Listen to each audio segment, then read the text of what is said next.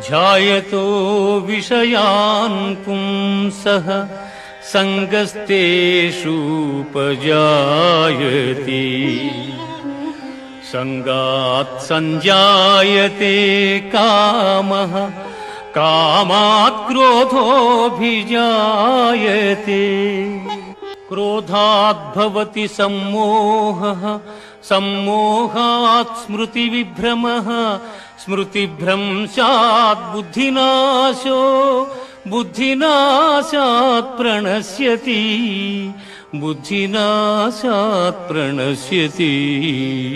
విషయవాంఛలను గూర్చి సదా మననము చేయువానికి వాని యందు అనురాగమధికమై అది కామముగా మారి చివరకు క్రోధమగును. క్రోధము వలన అవివేకము కలుగును. దీని వలన జ్ఞాపక శక్తి నశించి దాని ఫలితముగా మనుజుడు బుద్ధిని కోల్పోయి చివరకు అధోగతి చెందును.